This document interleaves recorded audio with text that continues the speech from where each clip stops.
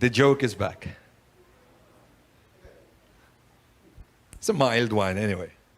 It's about this. It's about this congregant come to talk to the rabbi. This person makes an appointment. Come to talk to the rabbi. This congregant had too many things. So talk to the rabbi for probably 2.5 hours. At the end of the conversation, this congregant said to the rabbi, Rabbi, not only you are a very wise man, you're also a miracle worker. I said, how so? He said, well, I came here with a headache. Now it's gone. The rabbi said, it's not gone. You transfer it to me.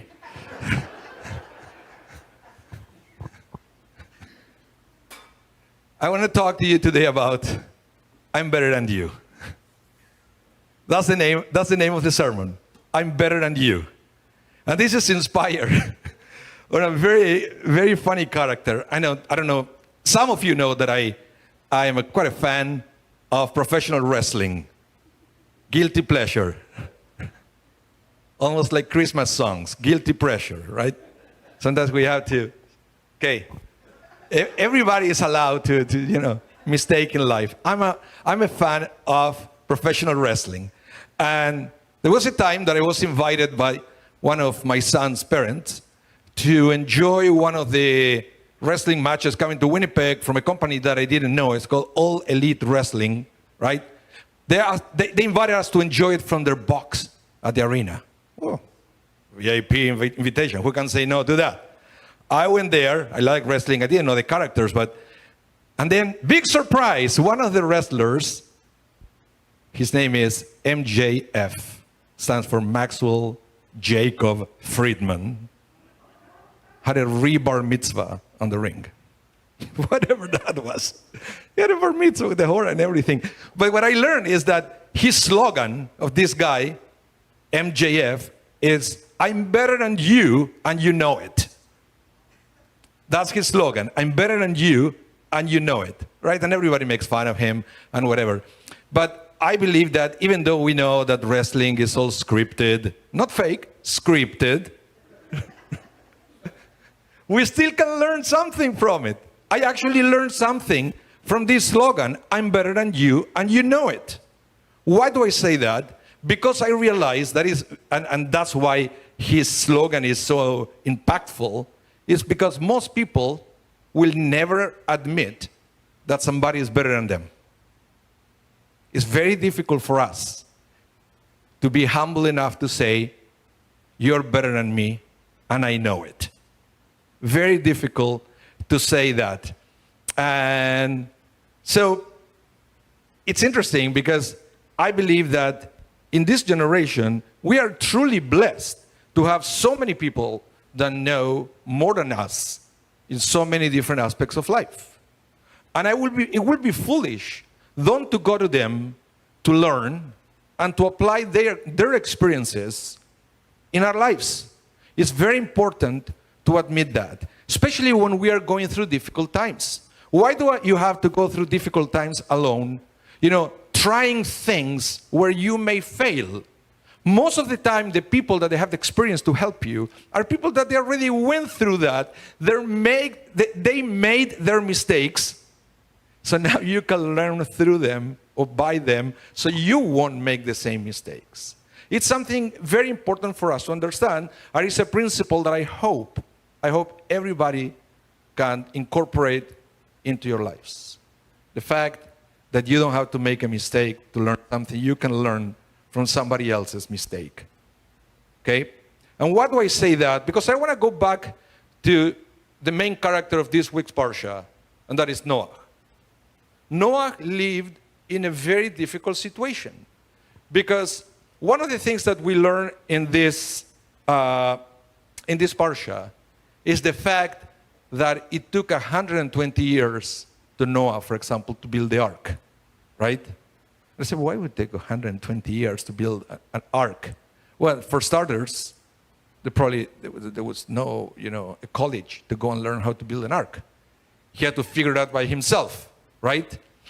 And there are other explanations that they say that it was also for people to ask while Noah was building the ark, hey, what are you doing? A flood is coming because you're evil and blah, blah, blah. And maybe some people will learn that they have to change. Otherwise, the flood will come to the earth. And there are many, many explanations. But you know what?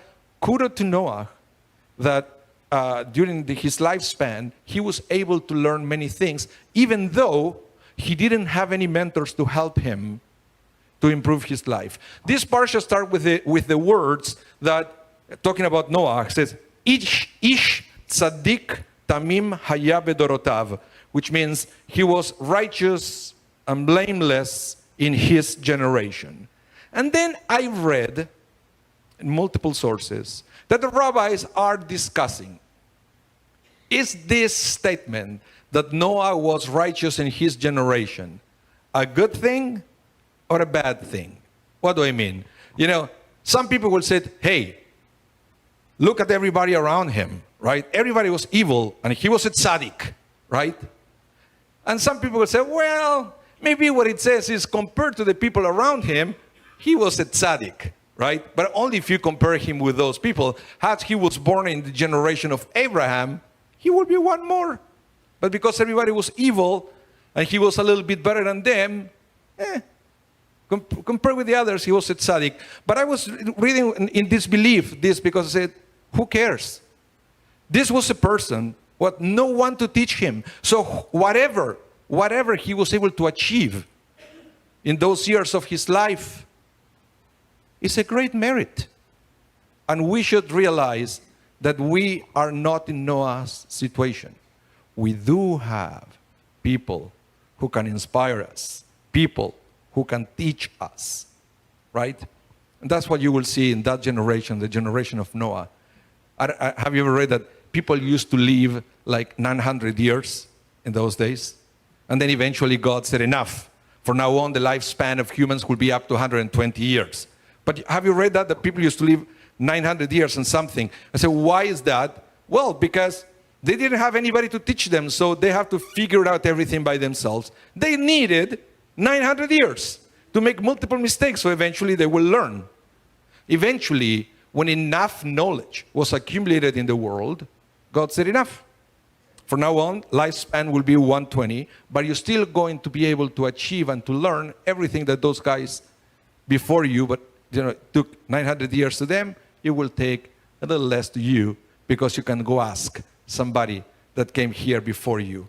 And that's why you will see that eventually, when we read the story of Abraham, God said to Abraham, Abraham, lech lecha, leave the place where you're living right now and go to a different land that I will show you. Why is that? Torah doesn't say.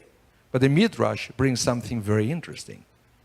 And it said, Abraham didn't have anybody in his town to teach him anything important, anything that he needed to learn to take his potential to the next level. So God said, get out of there, and I will show you a place where you are going to be able to learn new things. Have you ever heard about the Academy of Shem and Ever? Shem was one of the sons of Noah, and Ever was a great-grandson of Noah. And then if you put all the years together according to the timetable of the Bible, Noah was alive when Abraham was born. And for sure, Noah's children were alive because of the lifespan of that generation, that they were born before God changed the rule. So there is an explanation that they were hidden in a cave in the city of Safed. You can still go these days in the city of Safed in Israel. There is the Shem and Ever cave that they're supposed to be there. And why all the ordeal for Abraham to live? Because Abraham needed somebody to teach him. And Abraham took the responsibility not to learn by mistakes, but to learn by the ones that they already made all these mistakes. They learn from them, and now they can teach him. So we have to realize, as we go through very difficult times in our lives, we read news, we don't know what is real, we don't know what is not. It's very important to not to try to figure things out by yourselves. There are lots of resources out there to help us to cope with fear, with anxiety, and so many other things. So it is important for us when we go through those situations to say, you're better than me, so I will accept that you can teach me something that I don't know. So, because at the end of the day, yes, we can learn from our mistakes. But if you ask me, I'd rather learn from somebody else's mistakes and had a better chance to take my potential to the next level. Shabbat Shalom.